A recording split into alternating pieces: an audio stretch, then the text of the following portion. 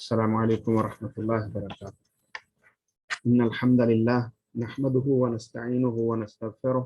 واشهد ان لا اله الا الله وحده لا شريك له واشهد ان محمدا عبده ورسوله اما بعد فاعوذ بالله من الشیطان الرجیم بسم اللہ الرحمن الرحیم۔ الرحمن علم القرآن خلق الانسان علمه البیان الشمس والقمر بحسبان۔ اللہ تعالیٰ کی رحمت اور توفیق سے چند دنوں کے غیاب کے بعد آج ہم اللہ تعالیٰ کی کتاب قرآن مجید کی سورہ الرحمن شروع کر رہے ہیں۔ الرحمن فعلان کے وزن پر مبالغہ کا صیغہ ہے، بے انتہا رحمت کرنے والا۔ الرحمن اللہ تعالیٰ کی صفات میں سے ایک عظیم صفت ہے، تو ابتدا سورہ کی اللہ تعالیٰ کے صفت رحمان سے ہوتی ہے۔ الرحمن سورہ مدنی سورہ ہے اور بعض مفسرین نے اس کو مکی سورہ بھی شمار کیا ہے، اور زیادہ تر مفسرین جو ہیں وہ ان کا یہی خیال ہے کہ مدنی سورہ ہے، کیونکہ بعض صحابہ سے اس کی وضاحت ملتی ہے، اور بعض صحابہ سے ایسے اقوال بھی ملتے ہیں جو اس بات کی طرف اشارہ کرتے ہیں کہ یہ سورہ مکی ہے۔ سیدنا عبداللہ ابن عباس اور اکرمہ اور قتادہ وغیرہ سے منقول ہے کہ یہ مدنی سورہ ہے، اسی لیے زیادہ تر مفسرین اس بات کی طرف گئے ہیں کہ یہ سورہ مدنی ہی ہے۔ اور جو مکی سورہ کہتے ہیں وہ کہتے ہیں چونکہ اس کا موضوع، اس کا جو اس کے اندر چیز بیان ہوئی ہے، اس کا بہت زیادہ تعلق مکی حالات کے ساتھ ہے، اور اس وقت چونکہ عقیدے کی بنیاد اور چیزیں انسان کے اوپر جو نعمتیں تھیں، اور خاص طور پر جو کفار اللہ ذوالجلال والاکرام کی آئی ہوئی کتاب کو اللہ کا فرمان نہیں مانتے تھے، بلکہ یہ سمجھتے تھے کہ کسی نے نبی مکرم صلی اللہ علیہ وسلم کو سکھا دیا ہے، تو اس کا جواب ہے۔ تو اس لیے چونکہ اس کا موضوع اور مضمون وہ مکی حالات کے ساتھ ملتا ہے، اسی لیے اس کو مکی کہا ہے، لیکن صحیح بات یہ ہے کہ یہ سورہ مدنی ہے، اور اللہ ذوالجلال والاکرام نے اس سورہ مبارکہ کے اندر تخصیص کے ساتھ جن و انس دونوں کو شریعت اسلامیہ کا پابند اور ان کے اوپر کی جانے والے انعامات کو بار بار اللہ تعالیٰ نے سورہ میں گنوایا ہے۔ اگرچہ قرآن مجید کی بعض آیات واضح ہیں کہ شریعت اسلامیہ کا جیسے اصل جو ہے وہ مطلوب یا اصل جو مقصود ہے وہ انسانیت کی رہنمائی ہے، ایسے ہی دوسری مخلوق جن کو جن کہا جاتا ہے وہ بھی اس کے جو ہے وہ اصلاً شریعت اسلامیہ کے پیروکار ہونے چاہیے، یا ان کے لیے بھی وہی تعلیمات ہیں۔ بہت ساری جگہوں پر اس کا تذکرہ آیا ہے، لیکن خاص طور پر اس سورہ مبارکہ میں اللہ تعالیٰ نے دونوں کو یعنی جن و انس کو واضح اور باور کروا دیا ہے کہ یہ شریعت اسلامیہ حقیقت میں دونوں کے لیے ہے، اور دونوں ہی اس کے اصل جو ہے وہ ذمہ دار ہیں یا اس کو اٹھانے والے ہیں۔ اور اللہ تعالیٰ نے مختلف چیزوں کا تذکرہ کیا ہے، اور خاص طور پر اپنے انعامات گنوائے۔ آگے چل کر ہم چونکہ ہر 2-3 آیتوں کے بعد جو ہے وہ انداز بدلتا ہے اور مختلف چیزیں اللہ بیان کرتے ہیں، تو ابتدا میں اللہ ذوالجلال والاکرام نے جو جن و انس پر سب سے بڑی عظیم نعمت کا تذکرہ کیا وہ اللہ تعالیٰ کی صفت رحمان ہے۔ الرحمن بے حد رحم کرنے والا، بے بہا رحم کا مالک، یعنی ہر چیز کے اوپر اس کی رحمت وسیع ہے۔ جیسے حدیث میں آتا ہے اللہ ذوالجلال والاکرام کی رحمت وسعت رحمتی کل شیء، اللہ تعالیٰ کہتے ہیں میری رحمت ہر چیز پر غالب ہے۔ تو الرحمن اس کے اندر بھی مبالغہ کا معنی پایا جاتا ہے، تو بہت زیادہ رحم کرنے والا۔ وہ صرف ایک اللہ ہے، یعنی ان اللہ کی ذات کے علاوہ دوسرے کوئی کتنا بھی مہربان ہو، کتنا بھی رحیم ہو، وہ اللہ ذوالجلال والاکرام کی صفت تک نہیں پہنچ پاتا۔ سب سے زیادہ رحم کرنے والا اللہ ہے۔ علم القرآن، اور اس کے رحم کا بہت بڑا مظہر یہ ہے کہ اس نے جن و انس کو قرآن سکھایا۔ قرآن کے مفسرین نے دو معنی کیے ہیں۔ ایک تو اس سے مراد جیسے معروف ہے نبی مکرم صلی اللہ علیہ وسلم پر نازل ہونے والی کتاب قرآن، اس رحمان نے قرآن سکھایا، یعنی جو کتاب نازل ہوئی وہ سکھا دی۔ اور دوسرا معنی قرآن، یہ قارا یقرأ سے مصدر اگر اس کو لیں، قرآن تو پڑھنا جس کا معنی ہوتا ہے، تو الرحمن علم القرآن، الرحمن وہ ہے جس نے جن و انس کو پڑھنے کی تعلیم دی۔ پڑھنا یا کسی چیز کو جو ہے وہ اس کی قرأت کرنا، یہ خالص اللہ تعالیٰ کی بہت بڑی نعمت اور اللہ کا انعام ہے، اور پھر اس کو اللہ تعالیٰ نے سکھا دیا انسانوں کو کہ کیسے آپ نے قرأت کرنی ہے، کیسے پڑھنا ہے۔ تو یہ اللہ تعالیٰ کے انعامات میں سے یقیناً اللہ تعالیٰ ہی ہے جس نے انسان کو بہت ساری چیزیں سکھائی ہیں۔ تو یہاں پیچھے بعض جگہوں پر اللہ تعالیٰ نے تعلیم، اور خاص طور پر پھر شروع میں جب پہلی جو آیات مبارکات نبی مکرم صلی اللہ علیہ وسلم پر نازل ہوئی ہیں، تو وہاں پر بھی اللہ تعالیٰ نے جو ہے وہ اس بات کا تذکرہ کیا ہے کہ اللہ ہی ہے جس نے تمہیں جو ہے وہ علامہ البیان، آگے آ رہا ہے ویسے دوسری ایک بات بھی۔ تو ابتدا میں بھی اللہ تعالیٰ نے تعلیم و تعلم اور خاص طور پر پڑھنے پڑھانا جو ہے وہ اس کا تذکرہ کیا، اقرأ وربک الاکرم، تو آپ پڑھیے، تو وہاں پر بھی پڑھنے کا معاملہ ہے۔ اور یہاں پر بھی علم القرآن، خلق الانسان، اس رحمان کی بہت بڑی نعمت یہ ہے کہ اس نے انسان کو تخلیق فرمایا۔ خلق الانسان، انسان کی تخلیق فرمائی۔ علمہ البیان، یقیناً اللہ ذوالجلال والاکرام کا تخلیق انسانی جو ہے، اور خاص طور پر انسانوں پر بہت بڑا انعام یہ ہے کہ اس کو انسان کو صرف بنایا ہی نہیں بلکہ اس کے تعلیم و تعلم کا بھی بندوبست فرمایا۔ اور یہ اللہ کی بہت بڑی رحمت کا اظہار ہے کہ تخلیق انسانی کے بعد اس کو چھوڑا نہیں بلکہ اس کو سکھایا، اور پھر نہ صرف جو ہے وہ پڑھنا سکھایا، علمہ البیان، اس کو بیان بھی سکھایا۔ بیان کا بالاتفاق مفسرین نے معنی کیا ہے کہ ما فی ضمیر، جو چیز ہے وہ کھول کر بیان کرنا اور لوگوں کے سامنے اس کا اظہار، یہ اللہ ذوالجلال والاکرام نے اس کو سکھا دیا۔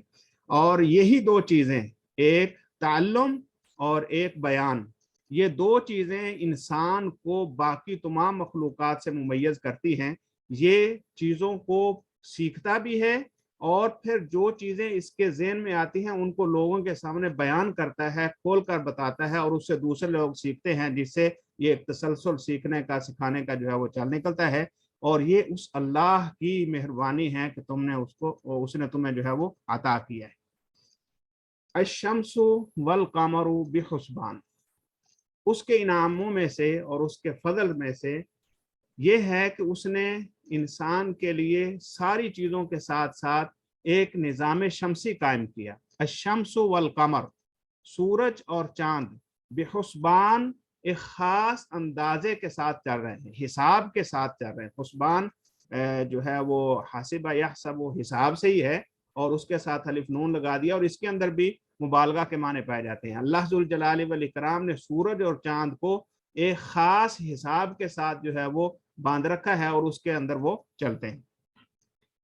اگرچہ نظام شمسی میں ان گنت جو ہے وہ سیارے، ستارے موجود ہیں، لیکن خاص طور پر سورج اور چاند کا تذکرہ کرنا کہ وہ حسبان میں ہیں، یعنی ایک مخصوص اللہ تعالیٰ کے بتائے ہوئے یا اللہ تعالیٰ کے متعین کردہ جو ہے وہ معاملے میں چل رہے ہیں، تو اس میں اصل میں انسان کے لیے جو ہے وہ بہت بڑا انسان کے اوپر احسان کا ایک اظہار ہے کہ انسان کی جتنی بھی ضروریات ہیں وہ ان کے ساتھ متعلق ہیں۔ سورج کا جو ہے وہ ایک مقررہ مقدار میں چلنا، جس کے ذریعے جو ہے وہ موسموں کے تغیر، ہواؤں کا تغیر، اور اسی طرح جو ہے وہ کبھی بارش، کبھی جو ہے وہ اولے، اور کبھی آندھی، اور کبھی مختلف چیزیں، تو اور اسی طرح جو ہے وہ کبھی سردی، گرمی، تو یہ حالات کا جو تغیر ہے یہی اصل میں زندگی کے لیے ضروری ہے، تو اس کا تذکرہ فرمایا۔ اور قمر، یہ حقیقی کیلنڈر جو ہے وہ قمر ہے، اساسی تقویم اس کو کہا جاتا ہے، وہ قمری ہے، یعنی اللہ تعالیٰ نے چاند کے ذریعے جو ہے وہ تمہارے تمام امور، سالوں کی گنتی، مہینوں کی، ہفتوں کی اور عبادات کے تعلق جو ہے وہ سارا ان کے ساتھ رکھا ہے۔ تو یہ بہت بڑا اللہ کا انعام کہ اس نے تمہاری جو ہے وہ جو حیوانی ضروریات ہیں، جو تمہاری دنیا کے اندر رہنے کے لیے ضروریات ہیں، اور جو تمہاری جو ہے وہ روزمرہ معاملات کے ساتھ گنتی کا اور مرور زمانہ کا جو تعلق ہے وہ ان دو قروں کے ساتھ رکھا ہے، اس لیے ان کو خصوصی طور پر ذکر فرمایا، الشمس والقمر بحسبان والنجم والشجر یسجدان۔ نجم عربی زبان میں دو معنوں میں استعمال ہوتا ہے، ایک تو عموماً اس کا معنی جو ہے وہ تارے یا سیارے کیا جاتا ہے، اور ایک نجم کا معنی ایسے پودے ہیں جن کے تنے نہیں ہوتے، یعنی درختوں سے کم نوعیت کے جو پودے ہیں اس کے لیے بھی نجم کا لفظ استعمال ہوتا ہے۔ تو یہاں پر دونوں معنی مقصود ہو سکتے ہیں، النجم والشجر یسجدان، بے تنا پودے اور درخت وہ دونوں اللہ کو سجدہ کرتے ہیں، یسجدان دونوں سجدہ کرتے ہیں۔ اور دوسرا معنی النجم والشجر یسجدان، تارے اور درخت دونوں اس کو سجدہ کرتے ہیں۔ مفسرین میں سے دونوں گروہ ہی پائے جاتے ہیں جنہوں نے پہلا معنی کیا ہے کہ چونکہ بعد میں شجر کا جو ہے وہ بات آ رہی ہے، تو شجر کے متعلقہ جو نجم ہوتے ہیں وہ ہیں جن کے تنے نہیں ہیں، ان میں عموماً بیلیں اور اسی طرح جو ہے وہ جڑی بوٹیاں اور خاص طور پر وہ پودے آ جاتے ہیں جو تناور درخت نہیں بنتے، جیسے گندم وغیرہ ہے یا اس کے متعلقہ باقی جو چھوٹے اجناس ہوتی ہیں تو وہ ساری اس میں آ جاتی ہیں، ان کو نجم سے تعبیر کیا جاتا ہے عربی زبان میں۔ اور دوسرا گروہ وہ کہتے ہیں کہ اللہ تعالیٰ نے یہاں پر زمین اور آسمان کی مخلوقات کا حقیقت میں تذکرہ کیا ہے کہ یہ ساری چیزیں جو اللہ تعالیٰ کے انعامات میں سے ہیں، ان میں سے یہ بھی ہے کہ اللہ نے زمین کے اوپر اگنے والے نباتات کو بھی اور آسمان کے اندر پھرنے والے ستاروں سیاروں کو یہ حکم دے رکھا ہے کہ وہ اسی کو سجدہ کرتے ہیں۔ اگر وہ جو تمہاری جو ہے وہ دنیا کا یا تمہاری زندگی کا ایک اہم جز ہیں وہ جب اللہ کے سامنے سجدہ ریز ہیں تو پھر تم کیوں نہیں؟ تو یہ اصل میں اہل کفر کو بتلایا جا رہا ہے کہ یہ جو تعلیم قرآن ہے اور تخلیق انسان ہے اور پھر نظام شمسی کا جو مدار اور تعلقات ہیں، یہ ساری کی ساری اصل میں اللہ تمہیں یہ سکھا رہا ہے کہ وہ جیسے اللہ کے مطیع اور فرما بردار اس کے سجدہ ریز ہیں تو تمہیں بھی ویسا ہی ہونا چاہیے۔ اور یہ یاد رکھیے کہ یہ نہ تو محمد الرسول اللہ صلی اللہ علیہ وسلم کی بتائی ہوئی تعلیم ہے اور نہ ہی ان کو کسی اور نے سکھایا ہے، بلکہ یہ خالص اللہ رحمان کا تمہارے اوپر کرم اور فضل ہے کہ اس نے تمہیں یہ عطا فرمائے۔ والسماء رفعها ووضع الميزان، والسماء اور آسمان کو رفعها اس نے بلند کیا۔ اللہ ذوالجلال والاکرام کے انعامات میں سے یہ انعام بھی ہے کہ اس نے آسمان کو بلند کیا، اور والاکرام نے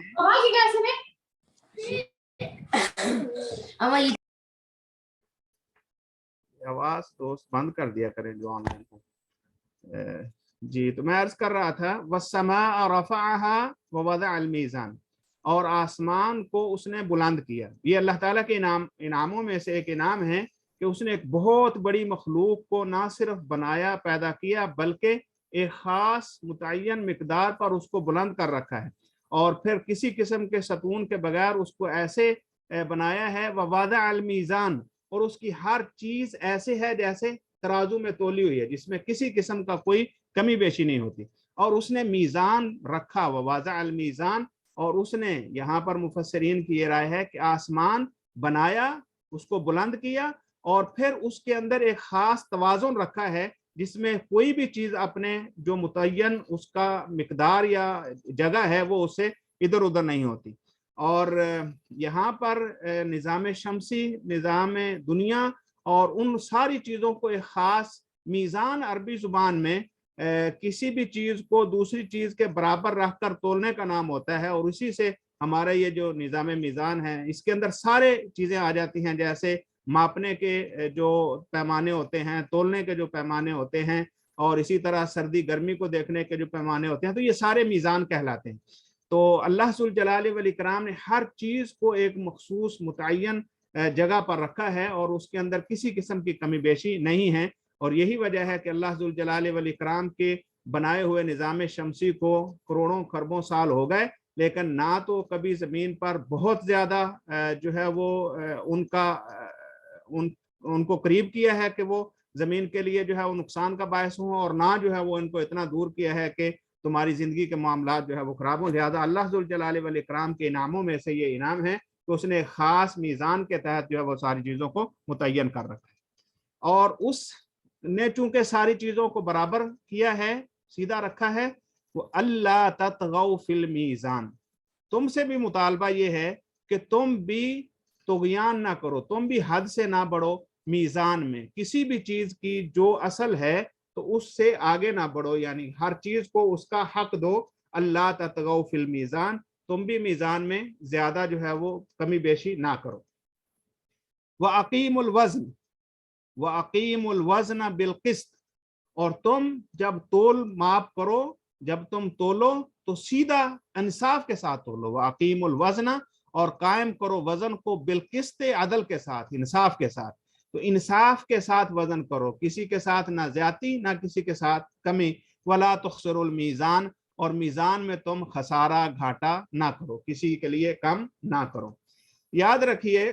انسانی ارتقاء اور انسانی خصائص میں سے یہ ہے کہ انسان عدل و انصاف کا ہمیشہ جو ہے وہ حامی رہے، اور کسی کے اوپر زیادتی، ظلم، یا کسی کے ساتھ جو ہے وہ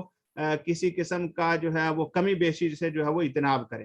یہاں پر بھی اللہ ذوالجلال والاکرام نے اپنے نظام سارے کو سامنے رکھتے ہوئے کہا کہ ہر چیز کو چونکہ اللہ تعالیٰ نے خاص میزان میں رکھا ہے، تو تمہارے لیے بھی حقیقی اور اصل یہ ہے کہ کہیں پر تم جو ہے وہ کمی بیشی نہ کرو، چاہے وہ تمہارے معاملات میں ہو، چاہے وہ، یہ عمومی معنی ہے اس کا، اور خاص طور پر جو ہے وہ ناپ تول کے اندر کمی ہے۔ اللہ ذوالجلال والاکرام نے یہ تعلیم جو ہے شروع سے رکھی ہے انسان کے اندر، حتیٰ کہ سیدنا شعیب علیہ السلام کی قوم کی جو تباہی کا اصل سبب تھا وہ یہی تھا کہ وہ میزان میں کمی بیشی کرتے تھے، اور سورہ المطففین میں اللہ ذوالجلال والاکرام نے میزان میں ناپ تول میں کمی کرنے والوں کے لیے ہلاکت اور بربادی اور ویل کا جو ہے وہ مزدہ سنایا ہے۔ لہٰذا یہاں پر بھی اللہ تعالیٰ کے انعاموں میں سے یہ انعام اللہ نے ذکر کیا کہ اس نے ہر چیز کو ایک خاص وزن دیا ہے، لہٰذا تمہیں جو ہے وہ اس کے میزان میں کسی قسم کی کمی بیشی نہیں کرنا ہے۔ یہاں سے بعض مفسرین نے یہ بھی مراد لیا ہے کہ اللہ تعالیٰ کا نظام دیکھ لو کہ کوئی چیز ایک دوسرے سے آگے نہیں بڑھتی، اگر تم کو اللہ تعالیٰ نے پیدا کر دیا ہے تو تم بھی اس کے حق میں کسی قسم کی زیادتی نہ کرو، بلکہ اپنے میزان میں رہو، جو تمہارا اصل ذمہ داری ہے وہ بجا لاؤ، اور وہ یہ ہے کہ تم ایک اللہ کی عبادت کرو اور صرف اسی کے ہو کر رہو اور کسی کی بندگی نہ کرو، یہی اصل میزان۔ وَالْأَرْضَ وَضَعَهَا لِلْأَنَامِ، زمین کو اس اللہ نے بنا دیا ہے، رکھ دیا ہے۔ انام عربی زبان میں تمام مخلوقات کے لیے بولا جاتا ہے، ہر وہ چیز جس کو اللہ ذوالجلال والاکرام نے تخلیق کیا ہے وہ انام میں آتی ہے۔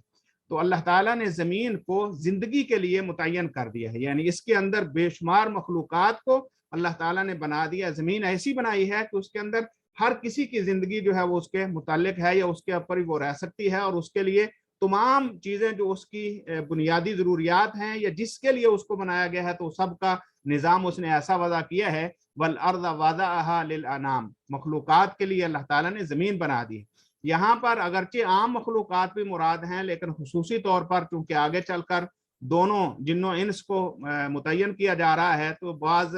مفسرین کے نزدیک اصل میں جن و انس کو یہ بتایا گیا ہے کہ تمہاری اصل رہنے کی جگہ وہ زمین ہے، اس پر رہتے ہوئے تمہیں اپنا میزان قائم رکھنا ہے، اور کسی بھی طرح حد سے تجاوز تمہارے لیے نہیں ہونا چاہیے۔ جیسے باقی چیزوں کے اندر اللہ نے ایک وزن رکھا ہے، تمہیں بھی اسی کے مطابق اپنی زندگی گزارنی۔ اگرچہ اللہ تعالیٰ نے تمہیں، یہ بھی اس کا انعام ہے کہ تمہیں اس نے آزاد پیدا کیا ہے، تمہارے اوپر کوئی جبر نہیں ہے، جبکہ باقی مخلوقات ساری کی ساری وہ خاص نظام کے تحت چلتی ہیں، اور ان کے اندر جو ہے وہ حد سے بڑھنے کا شعور نہیں ہے، لیکن آپ کے پاس ہے، تو تمہیں تعلیم یہ ہے کہ تم اس کے بن کر رہو، اور اس کے حکموں سے آگے نہ بڑھو، اس کا نظام خراب نہ کرو۔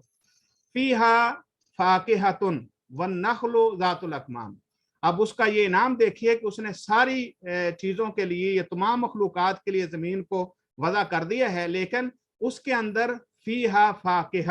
اس کے اندر ایسے پھل رکھے ہیں۔ فیہا، اس زمین کے اندر اللہ نے فاکہۃ، پھل اگائے۔ فاکہہ اور اسی طرح جو باقی کھانے پینے کی چیزیں ہیں، ان میں مفسرین نے تھوڑا سا فرق ذکر کیا ہے۔ جو اناج اور غلے انسان کی بنیادی خوراک ہے اس کو جو ہے وہ اناج یا اس کو حب، آگے چل کر ویسے بات آ بھی رہی ہے، اس کو حب سے جو ہے وہ تعبیر کیا ہے۔ فاقیہ اور حب میں فرق یہ ہے کہ جو حبوب ہیں یا جو اناج اور غلے ہیں وہ انسان کی ضرورت ہے، اس کو انسان ضرورت کے تحت استعمال کرتا ہے، اور جو فاقیہ ہیں اس کو انسان لذت کے لیے، خوشی کے لیے اور اپنی جو ہے وہ اپنی صحت کو مزید بہتر کرنے کے لیے جو ہے وہ استعمال کرتے ہیں۔ تو اس کے اندر، اور فاقیہ یفقہ کا معنی ویسے خوشی بھی ہوتا ہے، تو اسی سے اس کو فاقیہ یعنی جو انسان کے دل کو خوش کر دے یا جو انسان کو اچھا لگے، جس سے انسان جو ہے وہ سرور اٹھائے، تو اس کے لیے فاقیہ کا لفظ استعمال کیا جاتا ہے۔ تو اللہ تعالیٰ نے اس زمین کے اندر جہاں پر عام مخلوقات کے لیے چیزیں رکھی ہیں، اسی زمین کے اندر تمہارے لیے فواکہ اگائے ہیں، تمہارے لیے تمہارے دل کے اطمینان اور خوشی کے لیے جو ہے وہ پھل پیدا کیے ہیں۔ وَالنَّخْلُ ذَاتُ الْأَكْمَامِ، اور اس کے اندر کھجوریں پیدا کی ہیں جو خوشوں والی ہیں۔ اکمام جو ہے کمن کی جمع ہے، یہ جب کھجوریں نکلتی ہیں تو اس کے اوپر ایک خاص قسم کا غلاف اللہ تعالیٰ نے چڑھایا ہوتا ہے۔ اللہ ذوالجلال والاکرام نے جتنے بھی پھل پودے دوسری چیزیں پیدا کی ہیں، ہر چیز کے اندر انسان کے لیے بہت زیادہ عبرتیں اور نصیحتیں موجود ہیں، اور خاص طور پر پھلوں کے اندر جو ہے وہ ہم دیکھتے ہیں کہ کون ہے ایسا صانع، کون ہے ایسا پیدا کرنے والا جو ہر چیز کو انتہائی خوبصورت پیکنگ میں پیدا کرتا ہے، اور کسی چیز کو خراب ہونے سے بچانے کے لیے اس نے کیسے اہتمام کیے ہیں۔ ان میں سے ایک بہترین مثال اللہ تعالیٰ نے نخل کی دی ہے۔ ویسے اگر ایک پودا ہو کھجور کا تو اس کے لیے نخلا کا لفظ استعمال ہوتا ہے، اور بہت زیادہ کھجوروں کے درخت ہوں تو اس کے لیے نخل کا لفظ استعمال ہوتا ہے۔ وَالنَّخْلُ، اور اللہ تعالیٰ نے کھجوریں پیدا کی تمہارے لیے اس زمین میں، ذات الاکمام، جو کہ خوشوں والی ہیں، اس میں کھجوریں لگتی ہیں۔ اب انتہائی گرمی کا موسم، اور جب وہ کھجوریں ابتدائی طور پر نکلتی ہیں تو ایک خاص قسم کے غلاف میں لپٹی ہوتی ہیں، اور جو لوگ کھجوروں کی حفاظت کرنے والے ہوتے ہیں، حتیٰ کہ وہ جب تھوڑی باہر نکل آئے تو پھر ان کے اوپر ایک اور مزید غلاف چڑھا دیتے ہیں تاکہ وہ کھجوریں خراب نہ ہو، یا ان کو جو ہے وہ پرندے وغیرہ یا باقی چیزیں جو ہے وہ خراب نہ کریں، تو اس لیے ذات الاکمام کہا۔ والحب ذو العصف والریحان، اور وہی اللہ، وہی رحمان ہے جس نے تمہارے لیے زمین کے اندر حبوب پیدا کی ہیں، والحب، اور اناج پیدا کیا ہے، دانے دار، جیسے گندم ہیں، چنے ہیں، چاول ہیں اور باقی ساری چیزیں۔ والحب ذو العصف، اور اناج پیدا کیا ہے تمہارے لیے جو کہ بھوسے والا ہے۔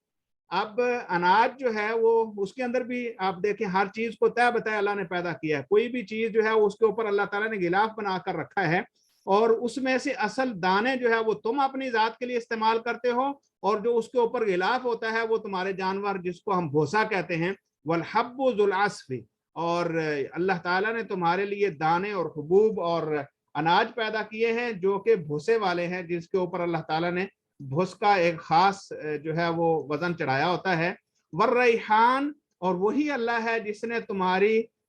جو ہے وہ خوش دماغی کے لیے مختلف رنگارنگ قسم کے جو ہے وہ پھول پیدا کیے ہیں۔ ریحان، ایسے تمام پھول اس میں آ جاتے ہیں، یا تمام ایسی چیزیں جس سے انسان خوشبو حاصل کرتا ہے اور اسے اپنے دماغ کو معطر کرتا ہے۔ تو وہ اللہ، اس نے اسی زمین کے اندر جہاں عام مخلوقات کے لیے چیزوں کو بنایا، تمہارے لیے جو ہے وہ نہ صرف تمہاری بنیادی ضروریات کو پورا کیا، بلکہ تمہاری خوشی، لذت اور سرور کو مزید بڑھانے کے لیے اللہ تعالیٰ نے طرح طرح کے پھل اور کھجوریں اور اسی طرح جو ہے وہ پھولوں کا جو ہے بندوبست فرمایا۔ فَبِأَيِّ آلَاءِ رَبِّكُمَا تُكَذِّبَانِ، پس تم دونوں یعنی جن و انس، یہاں سے براہ راست جو ہے وہ خطاب جن و انس کو ہے۔ فَبِأَيِّ آلَاء، آلَاء عربی زبان میں دو معنوں میں استعمال ہوتا ہے، ایک آلَاء کا معنی نعمت ہوتا ہے اور ایک آلَاء کا معنی قدرت ہوتا ہے، اور یہاں پر دونوں معنی مفسرین نے مراد لیے ہیں، کیونکہ آگے چل کر اللہ تعالیٰ مختلف چیزوں کا تذکرہ کرے گا۔ میں انشاءاللہ کوشش کروں گا وضاحت کروں کہ یہاں پر بمعنی نعمت زیادہ قریب بیٹھتا ہے، اور یہاں پر جو ہے وہ بمعنی قدرت زیادہ قریب بیٹھتا ہے۔ فَبِأَيِّ آلَاءِ رَبِّكُمَا تُكَذِّبَانِ، پس تم دونوں اللہ ذوالجلال والاکرام کی کس کس نعمت کو جھٹلاؤ گے۔ یہاں پر آلاء بمعنی نعمت استعمال ہوا ہے۔ خلق الانسان من صلصال کالفخار، خلق الانسان، اس نے انسان کو پیدا کیا، من صلصال کالفخار، سوکھی کھنکھناتی مٹی سے۔ صلصال ایسی مٹی جو پانی کے ساتھ گوندھ کر تیار کی جائے پھر وہ سوکھ جائے تو اس کو کھنکھناتی ہوئی مٹی کہتے ہیں، کل فخار جیسے ٹھیکری ہوتی ہے، یعنی اتنی خشک ہو گئی ہے جیسے ٹھیکری بن چکی ہے۔ تو اللہ تعالیٰ نے انسانی تخلیق کے جو مختلف مراحل ہیں وہ قرآن مجید میں ذکر کیے ہیں، اور ان میں سے پہلے جو ہے وہ عام مٹی، پھر اس کے بعد جو ہے وہ پانی والی مٹی، پھر سوکھی مٹی، اور پھر اس کے بعد یہ ساری چیزیں اللہ نے بیان فرمائی۔ بہرحال وقت کی قلت کے پیش نظر اللہ تعالیٰ نے انسان کو تو سوکھی کھنکھناتی ٹھیکری جیسی مٹی سے پیدا کیا، وَخَلَقَ الْجَانَّ مِن مَارِجٍ مِّن نَارٍ، اور اللہ تعالیٰ نے تخلیق فرمائی جن کی من مارج من نار۔ ماراجا کا مطلب ہوتا ہے مرج کرنا، ہمارے ہاں لفظ اردو یہاں عربی میں عموماً بولتے ہیں کسی چیز کو مکس کر دینا، ملا دینا، آپس میں جو ہے وہ گڑمڑ کر دینا۔ تو وَخَلَقَ الْجَانَّ مِن مَارِجٍ مِّن نَارٍ، اللہ تعالیٰ نے جنوں کی تخلیق فرمائی آگ کے مکسچر سے، جس کا معنی آپ ہماری زبان میں کریں گے آگ کا مکسچر، یعنی ایسا شعلہ جو خالص آگ ہے جس کے اندر کسی قسم کا دھواں یا اس کے متعلقات یا کوئی آگ کے علاوہ کوئی اور چیز اس میں نہیں ہے، خالص آگ جو آگ کا مکسچر ہے۔ اور بعض مفسرین نے یہاں پر آگ کی جتنی اقسام ہیں ان کی، یعنی جیسے مٹی کو جو ہے وہ گوندھ کر اور اس کے اندر پانی ڈال کر اور پھر خشک کر کے جیسے اللہ نے بنایا، ویسے ہی جنوں کی جو تخلیق ہے وہ آگ کی ایسی چیز سے ہے جو خالص طور پر جو ہے وہ آگ جس سے بن جاتی ہے، جس کے رنگ جو ہے مختلف ہو سکتے ہیں، تو ان کے مکسچر سے اللہ تعالیٰ نے ان جنوں کی تخلیق فرمائی۔ فَبِأَيِّ آلَاءِ رَبِّكُمَا تُكَذِّبَانِ، تم اللہ تعالیٰ کی کون کون سی نعمتوں کو جھٹلاؤ گے؟ اس رب نے تمہاری تخلیق کا کیسے بندوبست فرمایا، ایک کو بھی پیدا کیا دوسرے کو بھی پیدا کیا، لیکن ان کی اصل جگہ اندر جو ہے وہ زمین و آسمان کا فرق رکھا، ایک کو مٹی سے اور ایک کو خالص آگ سے جو ہے وہ پیدا فرمایا۔ رب المشرقین و رب المغربین، وہ رب ہے دونوں مشرقوں کا اور دونوں مغربوں کا۔ مشرق اس جگہ کو کہتے ہیں جہاں سے سورج طلوع ہو، اور مغرب اس جگہ کو جہاں سورج غروب ہو۔ تو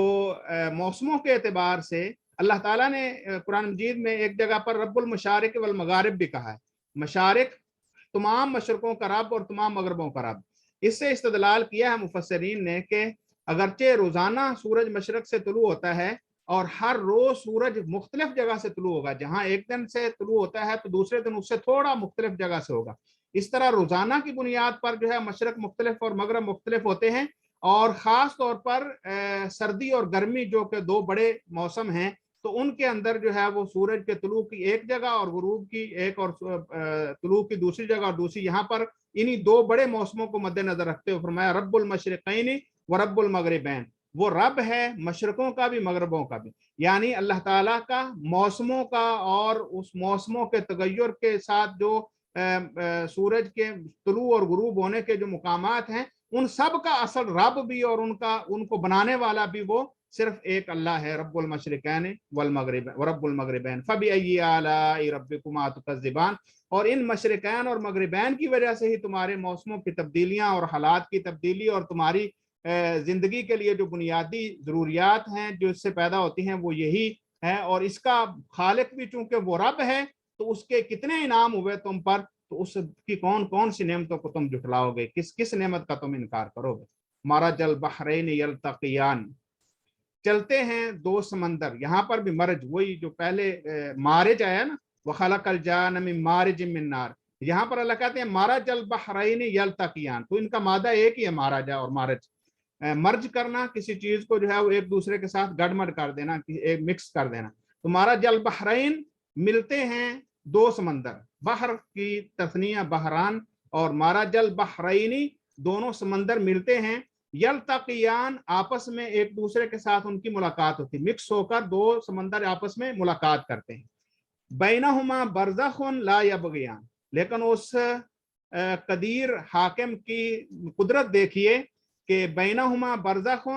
دونوں سمندر مل رہے ہیں لیکن پھر بھی ان کے درمیان پردہ ہے، لا یبغیان ایک دوسرے کے اوپر بغاوت نہیں کرتا، ایک دوسرے کے اوپر حاوی نہیں ہوتا۔ تو دو سمندر آپس میں ملتے ہیں لیکن ان دونوں کے درمیان اللہ تعالیٰ نے ایسا پردہ رکھا ہے کہ وہ ایک دوسرے کے اوپر بغاوت نہیں کرتے، ایک دوسرے کے اوپر جو ہے وہ چڑھائی نہیں کرتے، ایک دوسرے آگے نہیں بڑھتے، دونوں آپس میں ملتے بھی ہیں لیکن ایک دوسرے کے ساتھ رہتے ہوئے ایک دوسرے کے اوپر بغاوت بھی ان کی نہیں ہے۔ اس کی تفصیل انشاءاللہ پھر کبھی زندگی رہی، وقت بالکل تھوڑا رہ گیا، ساتھ اللہ تعالیٰ نے فرمایا فَبِأَيِّ آلَاءِ رَبِّكُمَا تُكَذِّبَانِ، تم دونوں اللہ تعالیٰ کی کس کس نعمت کو جھٹلاؤ گے، کس کس. یہاں پر بمانے نعمت بھی ہے کہ اس اللہ نے اپنی یہ نعمت کی ہے تم پر کہ تمہیں سمندر دونوں طرح کے دیے، میٹھے بھی اور کھارے بھی. اور یہاں پر اللہ تعالیٰ کی قدرت بھی مراد ہو سکتی ہے کہ اس کی کون کون سی قدرت کو تم جھٹلاؤ گے کہ اس نے ایسا انداز اختیار کیا ہے کہ تمہارے لیے سمندر پیدا کیے اور ان کے اندر وہیں پر کھارا پانی بھی ہے، میٹھا پانی بھی ہے، اور دونوں آپس میں ایک ساتھ چلتے ہیں اور کبھی گڑمڑ اور مکس نہیں ہوتے.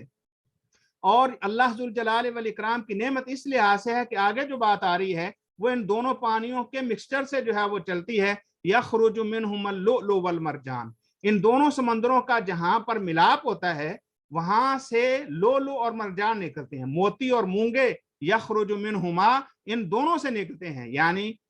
جو بحرین جب ملتے ہیں اور آپس میں پردہ بھی ان کا رہتا ہے اور اکٹھے بھی ہیں، اور ان دونوں کے اکٹھے ہونے کی وجہ سے وہاں سے اللہ ذوالجلال والاکرام تمہیں قیمتی موتی اور مرجان جو ہے وہ عطا کرتے ہیں. لؤلؤ خاص طور پر جو ہے وہ پتھر ہے، اور مرجان جو ہے مونگے ان کو ہم کہتے ہیں. یہ اگرچہ پتھر ہی کی قسم ہے لیکن اس کے اندر اللہ تعالیٰ نے جیسے عام نباتات بڑھتی ہیں تو ان کے اندر بڑھنے کا جو ہے مادہ رکھا ہے. تو یہ دونوں قیمتی چیزیں یا قیمتی پتھر جو ہے وہ اللہ تعالیٰ تمہیں ان دونوں کی وجہ سے دیتے ہیں. عام طور پر مفسرین نے یہ ذکر کیا ہے کہ جہاں پر ایسا سمندر کا ماحول ہو جہاں سے میٹھے پانی کے چشمے ابلتے ہوں اور ساتھ کھارا پانی بھی ہو، یہ وہ مقام ہوتا ہے جہاں سے موتی اور مونگے جو ہے وہ جہاں ان کی پیدائش یا ان کا جو ہے وہ بننے کا اللہ ذوالجلال والاکرام نے وہ جگہ رکھی ہوتی. اسی لیے اللہ تعالیٰ نے بطور نعمت بھی اور بطور قدرت بھی یہ ذکر کیا ہے کہ دونوں سمندروں کو ملایا اور پھر ان کے اندر اپنی اپنی جگہ پر وہ رہتے ہیں اور ایک دوسرے تجاوز نہیں کرتے، اور اسی کے اکٹھے ہونے کی وجہ سے لؤلؤ اور مرجان جو ہے وہ تمہیں ملتے ہیں. فَبِأَيِّ آلَاءِ رَبِّكُمَا تُكَذِّبَانِ، تم اپنے رب کی کون کون سی نعمت کو جھٹلاؤ گے، تم اللہ کی کس کس قدرت کا انکار کرو گے. وَلَهُ الْجَوَارِ الْمُنشَآتُ فِي الْبَحْرِ كَالْأَعْلَامِ، وَلَهُ الْجَوَارِ، اور اسی کے لیے ہے کشتیاں. المنشآت، منشا اصل میں ناشا کا مطلب ہوتا ہے کسی چیز کا بڑھنا، بڑا ہونا. تو یہ وہ کشتیاں ہیں جن کے اوپر بادبان لگے ہوتے ہیں. قدیم زمانے میں جیسے انجن کی ایجاد سے پہلے کشتی جو ہے وہ ہوا کے دوش پر چلتی تھی اور بڑے بڑے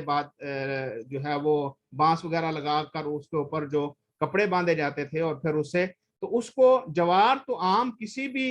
کشتی کو کہہ سکتے ہیں. اور منشآت وہ ہیں جو بڑے بڑے بادبان والی یا بہت بڑی بڑی کشتیاں جو ہیں وہ بھی اسی کی ہیں. فی البحر، سمندر میں. کالاعلام، جیسے پہاڑ ہوتے ہیں، بڑی بڑی نشانیاں دور سے نشان نظر آ جائے تو علم اور اعلام اسی سے. اور وَلَهُ الْجَوَارِ الْمُنشَآتُ فِي الْبَحْرِ كَالْأَعْلَامِ، اسی کی ہیں وہ کشتیاں جو بادبانوں والی ہیں جو سمندر میں چلتی ہیں. جیسے دور سے دیکھا جاتا ہے پہاڑ یا بہت بڑا نشان نظر آتی ہیں تو وہ نشانوں والی کشتیاں بھی اسی کی. کون ہے جس نے انسان کو یہ سکھایا؟ وہ شروع میں آ گیا وہاں پر قرات کا اور تعلیم کا اور تعلم کا. تو اس انسان کو یہ اسی اللہ کی عطا سکھانا ہے کہ چھوٹے چھوٹے پردے جوڑ کے اور چھوٹی چھوٹی لکڑیاں اور چھوٹی چھوٹی دوسری دھاتوں کو جوڑ کے اتنی عظیم الخلقت اور عظیم الجثہ جو ہے وہ کشتیاں بناتا ہے اور پھر اس کے ذریعے جو ہے بے شمار چیزیں اور بے شمار سہولتیں جو ہے وہ اٹھاتا ہے. تو اس کے پیچھے بھی اصل کاراگری، اصل تعلیم، اصل ان چیزوں کا تو اسی کو اللہ تعالیٰ نے نسبت اپنی طرف فرمائی اور کہا وَلَهُ الْجَوَارِ الْمُنشَآتُ فِي الْبَحْرِ كَالْأَعْلَامِ فَبِأَيِّ آلَاءِ رَبِّكُمَا تُكَذِّبَانِ، تم اس اللہ کی کون کون سی قدرت کا انکار کرو گے. یہاں پر بھی اللہ تعالیٰ نے بطور قدرت اپنی ان چیزوں کو ذکر کیا ہے کہ اگر وہ اللہ نہ چاہے تو تمہیں اسی پانی کے اندر جو ہے وہ ڈبو دے، اور اگر اللہ ذوالجلال والاکرام کی رحمت اور اللہ کا فضل تم پر نہ ہو تو وہی پانی جو ہے وہ تمہارا دشمن بن جائے، اور وہی چیز جو تمہیں جو ہے وہ جس کے اندر تم اپنے آپ کو محفوظ تصور کرتے ہو اللہ تعالیٰ جو ہے وہ غرق کر دے. لیکن وہ اسی کا ماحول ہے کہ اس نے پانی کو یہ طاقت دی کہ وہ تمہارا یہ سامان اٹھائے اور تمہیں یہ عقل دی کہ تم اس انداز میں جو ہے وہ چلو، لہٰذا یہ سب کچھ بھی اسی کا ہے. تو یہ ساری اللہ تعالیٰ کی نعمتیں اصل میں تمہیں یہ بتلانے کے لیے ہیں کہ تم بھی اسی کے ہو اور اس کے نظام جو ہے وہ زندگی کا حصہ ہو، لہٰذا اس کے قوانین اور اس کی بتائی ہوئی شریعت